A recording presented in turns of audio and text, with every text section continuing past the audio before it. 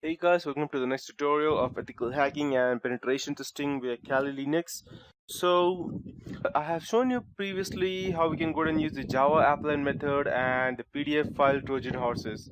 But in this tutorial, I will be teaching you something different, that is man in the middle attack, or it's also called as monkey in the middle attack. So what you to be more precise, in short, what you're doing is that there are two computers and you are sitting in between their connection, and whatever passes in between them you are sniffing, modifying, changing, or poisoning all of these cache memories, or not only cache memories, also the active bits that are being transferred. That's how it works, but there are different ways as to how we can go ahead and do that. And this is a simple way as to how we can go to do that. This is the server, this is the client. The client tries to access the server, but you are sitting in between, and most of the time this happens in public Wi-Fi hotspots. So let's say, for example, this is a McDonald's, and this is you are trying to use the open server of McDonald's, that is the Wi-Fi hotspot that they have, which is most of the time open, and this is the attacker, that is me sitting over here. So when you try to go ahead and log in on the McDonald's Wi-Fi hotspot, you are sending the information, but the information is not directly going over there. It's being transmitted to me, and then I can go ahead and redirect it with where I want, or I can go ahead and poison it and send something else to the server. And then if the server sends something, I can go ahead and modify that again and send it back to you. So I'm just sitting in between, and I am going ahead and doing all the changes that I need. But there are different ways of attacks, and there are multiple types of attacks which we can do, because when you go and try to connect to your client, there are multiple things happening in the background, like gathering DNS information or the ARPs and multiple other things. So these are the different types of attacks that are there in man in the middle attack. That is local area network. That means it's just on. It's not on the internet. It's just between inside the company. It can be like, you can say, as the intranet, for example. So these are different types of attack, that is ARP poisoning, DNS spoofing, STP mangling, and port stealing. And then we have through a gateway from local machine to a remote machine. They're doing the same thing again: ARP poisoning, DNS spoofing, DHCP spoofing, ICMP redirection, IRDP spoofing, and route mangling. And finally, once we have the remote access, we can again go and do DNS poisoning, traffic tunneling, and route mangling finally.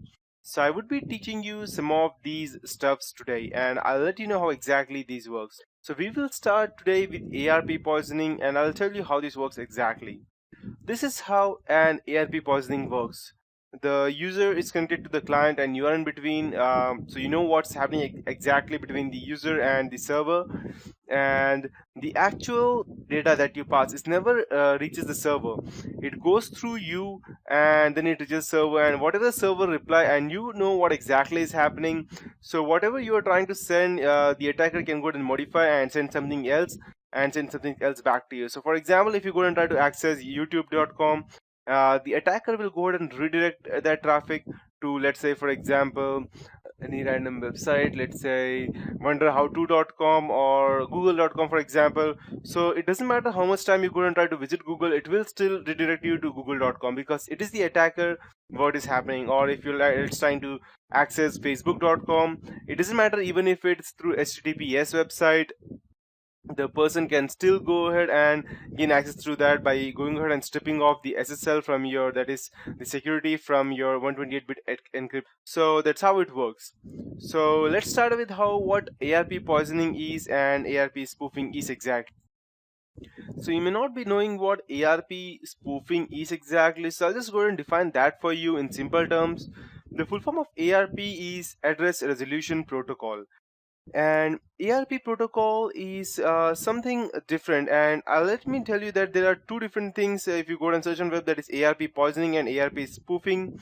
They're almost the same, or I can say that not exactly the same, but one is a part of the other. That means ARP spoofing is a part of ARP poisoning. So that means if you are poisoning the ARP, then spoofing is automatically happening in the background. So as you can see, we have two computers. One is the original computer.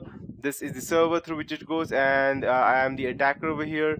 And this is the HP laser printer jet, and this as the IP address.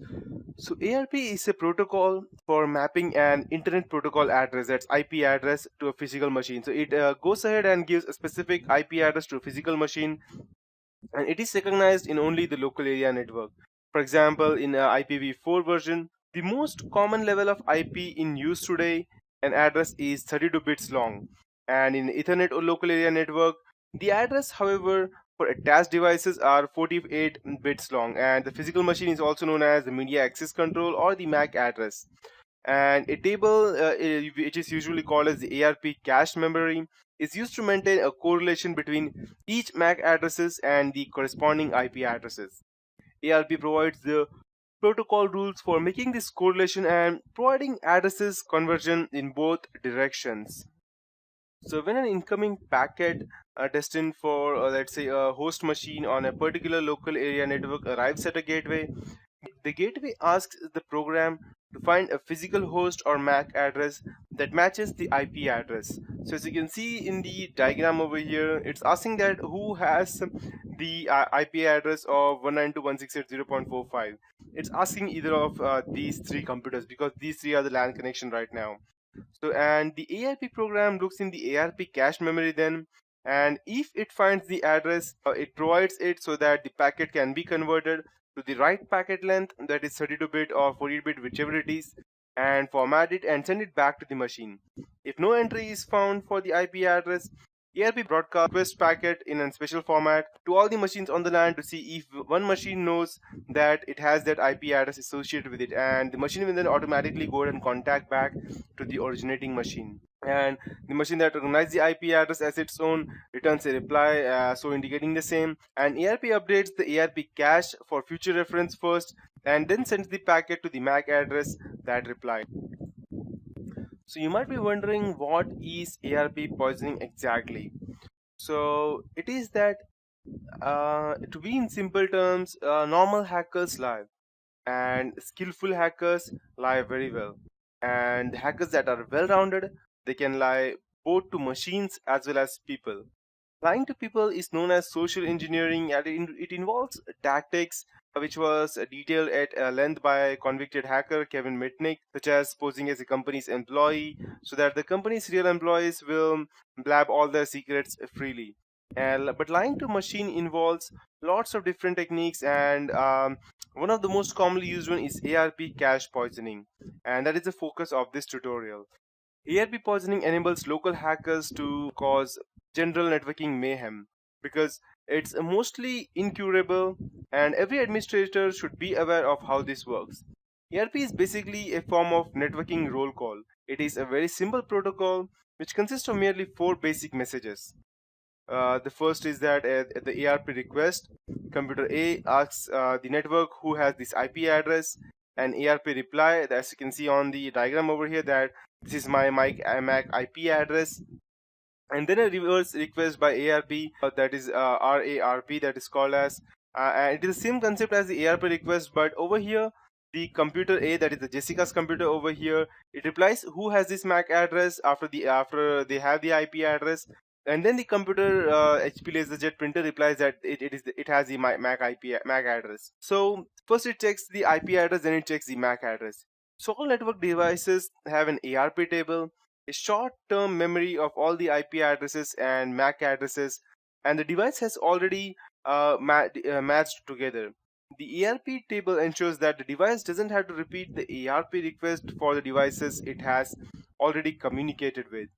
So here's an example. I'll go ahead and teach you of a normal ARP communication about the Jessica and the HP LaserJet printer, which I will be teaching you today. So, but that is it for this tutorial, guys. Which I was about to tell you as to how ARP works.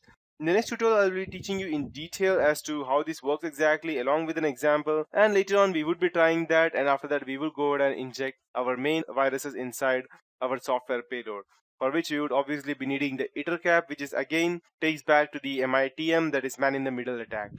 So that is it for this tutorial.